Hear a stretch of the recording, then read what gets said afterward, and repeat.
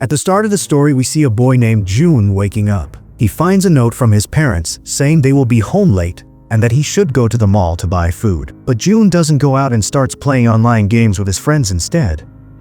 During the game, a friend tells June to turn on the news. As soon as June tunes in, he discovers that a virus has spread in their city. Infected people are turning into zombies, who then hunt and infect other humans. Suddenly, the TV signal goes out. At that moment, June receives an emergency message from the government on his phone.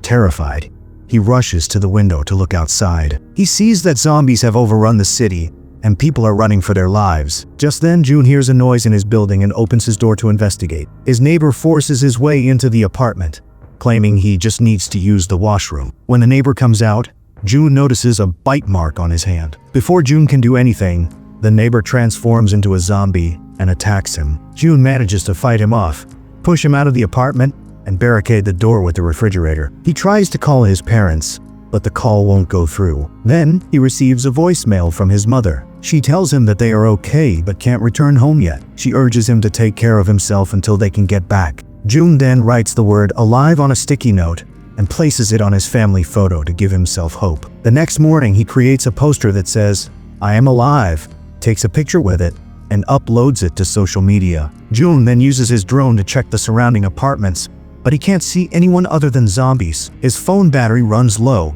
so the drone automatically returns to him. To pass the time, he tries to play online games, but the internet suddenly shuts down, leaving him sad and with no way to entertain himself. That evening, June hears an alarm. Looking outside, he sees a police officer fighting off zombies. But then, she runs out of bullets. The zombies catch her and start to drag her away. Seeing this, June yells at the zombies to distract them, causing them to look around. They can't find June, so they turn back and begin to eat the officer. During the commotion, one zombie breaks through the gate and enters his apartment. June quickly moves to the balcony and hangs from the railing to trick it. The zombie follows, and as it tries to grab June, it loses its balance and falls from the building to its death. June goes back inside and blocks the door securely. He then realizes that his food and water have run out, which makes him very sad. He starts recording a video of himself, explaining how scared he is of the situation. The next day, June drinks his father's liquor and covers his windows with paper so no zombies can see him. He watches the news and learns that zombies remember their old habits and daily routines. This means a zombie who used to go to an office would continue to do so every day. Because of this, they can easily use elevators and stairs to come up and break into apartments. This news scares June even more. He remembers that he might be able to use a radio to talk to other survivors, but he doesn't have wired earphones to use as an antenna to get a signal. A few more days go by. One day, June sees his family returning home. He becomes very happy, but this happiness is short-lived as he realizes it was just a hallucination. During this, he sees that his phone has a signal. He then gets a voicemail from his family, where they tell him that zombies have cornered them. In the message, he hears the zombies attacking his family. June now believes his family is dead. Heartbroken and angry, he starts destroying things in his apartment. Thinking of revenge, he goes outside and begins to attack the zombies. But soon, a large number of them start coming toward him, so he quickly retreats back into his home. 20 days pass like this. Then one day, June hears the sound of an explosion. When he looks outside, he assumes the government is bombing the city to kill all the zombies. Thinking it's the end, he records a final video to say goodbye to everyone and considers taking his own life. Just then, he notices a laser light in his apartment, coming from the building across the street. June looks over at the building and realizes there is another survivor. It's a girl named Eubin. She was watching him through binoculars. June waves his hand at her and is overjoyed. He uses hand signals to ask her to come to her balcony the next day. Eubin has set a trap at her main gate to prevent zombies from getting inside her apartment. Whenever a zombie tries to enter her home, she traps and kills it. This same day, Eubin notices that June hasn't eaten for many days. So she ties a ball to a rope and tries to throw it over to June's balcony to send him food.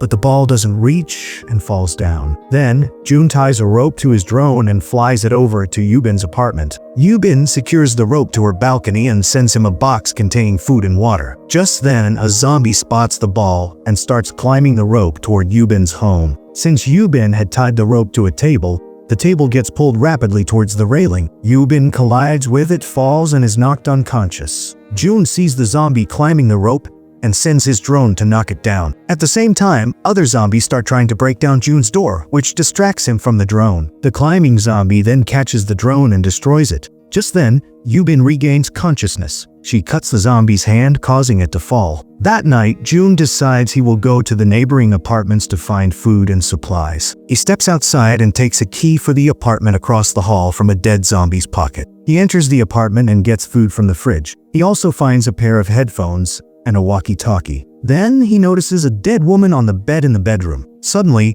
the woman's husband, who is now a zombie, attacks June. He throws a metal rod at the zombie to stop it and runs back to his own apartment. In his apartment, June cuts the wire from the headphones to create an antenna, but the radio still doesn't work. He becomes very sad. After that, he puts food and the walkie-talkie in a bag and sends it over to Eubin, allowing them to finally talk to each other easily. Eubin tells him that she had thought about ending her life, but now she wants to fight the zombies and survive. They eat their meals together and talk for hours. Eubin shares that she is afraid of heights because she fell from a ladder when she was a child. A few more days pass. They both place containers on their balconies, hoping to collect rainwater to drink. One day, they hear a loud noise and think it's raining outside. But when they go to look, they see a huge horde of zombies entering their building. By accident, Eubin drops something, and the sound draws the attention of all the zombies toward her. They all start moving in her direction. Eubin feels that it's all over for her. But just then,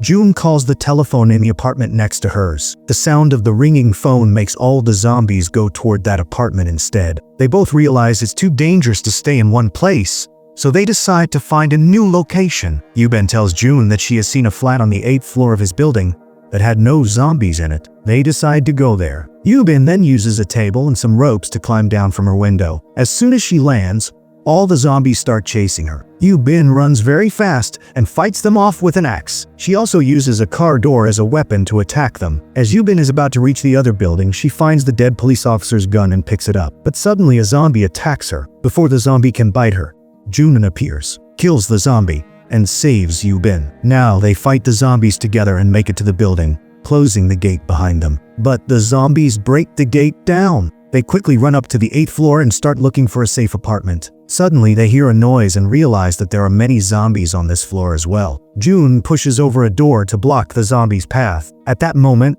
a masked man appears, helps Eubin, and brings her into his apartment. June also manages to get inside while fighting off the zombies. The masked man gives them food and water. He tells them he heard on his radio that a rescue team will be arriving soon to save them. Hearing this, Eubin and June become very happy.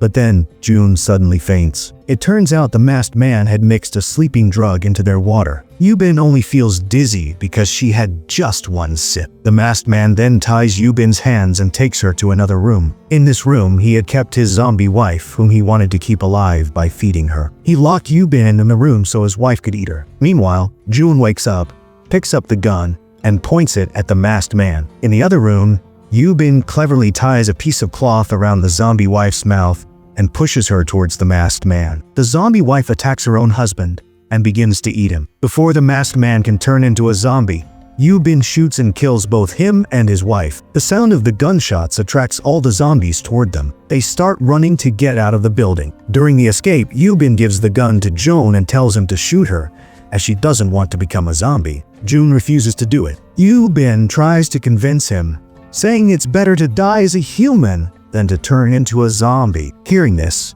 June agrees with her and tearfully gets ready to shoot her. But at that very moment, they hear the sound of a helicopter approaching. They start fighting the zombies while making their way to the roof of the building. On their way, a large group of zombies grabs Eubin and pulls her down. June uses a bicycle to push the zombies off of her, giving her a chance to break free. With June's help, she makes it to the rooftop. They see a helicopter and start shouting at it. Suddenly, zombies break through the door to the roof. June starts shooting at them but quickly runs out of bullets. Just then, the helicopter comes toward them. An army officer inside shoots and kills all the zombies. Afterward, he helps June and Eubin get into the helicopter, and they fly away. June then sees that his phone has a signal. He receives a message from his family saying, "We are fine and in a safe place." Slowly, other survivors also start uploading their photos and locations to social media. At the end of the story, we are shown an old photo June had taken.